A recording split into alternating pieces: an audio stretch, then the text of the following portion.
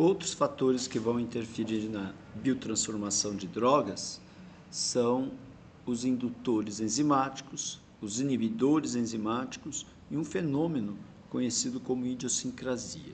Então, vou falar de cada um de forma bastante simplificada. Então, em relação aos indutores enzimáticos, várias drogas, quando usadas por um paciente, por um indivíduo, essas drogas, o uso crônico delas principalmente, vai fazer com que o fígado, vai estimular o fígado a produzir uma quantidade maior de enzimas. E quais enzimas? Aquelas do citocromo P450, que nós falamos lá no vídeo anterior. Então, por exemplo, o álcool crônico, a carbamazepina, que é um antiepiléptico, a rifampicina, que é um antibiótico usado no tratamento principalmente da tuberculose, barbitúricos, que é antiepiléptico, pode ser também sedativo, a griselfuvina, que é um antifúngico, etc. Então, quando o paciente faz uso dessas drogas, o fígado desse paciente começa a produzir uma quantidade maior de enzimas.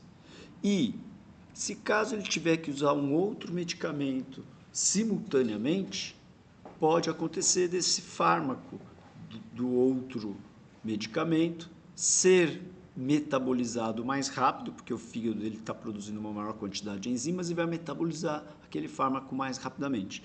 E aí o fármaco, esse outro medicamento que ele venha a usar, pode ser que não faça o efeito esperado. Então vai acontecer o que a gente chama de falha terapêutica. Então, os indutores enzimáticos fazem com que o fígado do indivíduo comece a metabolizar mais rápido outros fármacos. Então, se o outro fármaco, para ser metabolizado, depende de uma dessas enzimas que começou a ser produzida em maior proporção, esse novo fármaco não vai fazer efeito nenhum, tá? Ou vai ter sua eficácia prejudicada.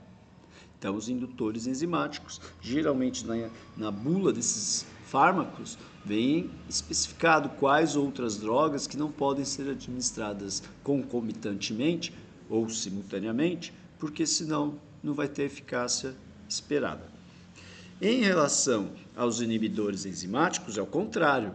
Então, existem vários fármacos que fazem com que o fígado do usuário daquele medicamento comece a produzir uma quantidade menor de enzimas. Então, eles inibem a produção hepática das enzimas do citocromo P450.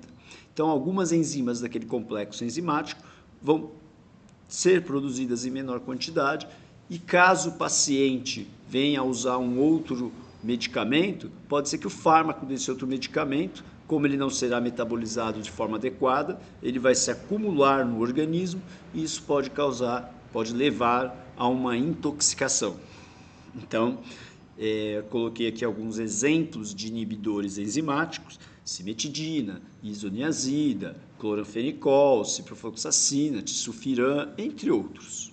Tá? Em relação à idiosincrasia, esse prefixo idio, ele quer dizer próprio, pessoal, né? Então, idiosincrasia, em farmacologia, é um fenômeno no qual um determinado paciente vai apresentar uma resposta a uma determinada droga diferente daquela que geralmente é observada na maioria das pessoas. Então, isso pode ser, essa diferença pode ser para mais ou para menos.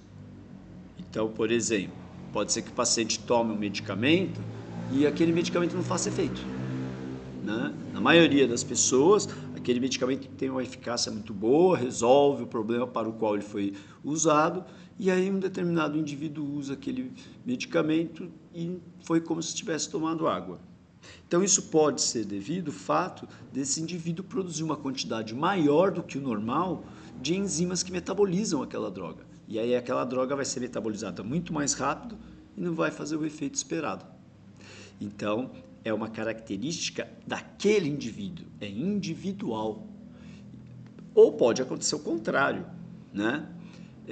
O indivíduo não produz uma determinada enzima para metabolizar um fármaco que ele venha a usar, um medicamento que ele venha a usar, aí aquele fármaco, como ele não vai ser metabolizado, porque o indivíduo não produz aquelas enzimas, esse fármaco vai se acumular no organismo, podendo causar uma intoxicação.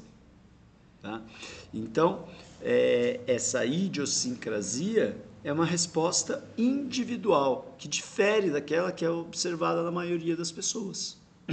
Então, para esse indivíduo que não teve uma boa resposta ou teve uma resposta tóxica a uma determinada droga, ele vai ter que dali para frente, caso não aconteça o pior, né, dele morrer, ele já sabe que aquele medicamento ele vai ter problema, ele não vai poder usar. Tá? Então, isso que nós denominamos idiosincrasia.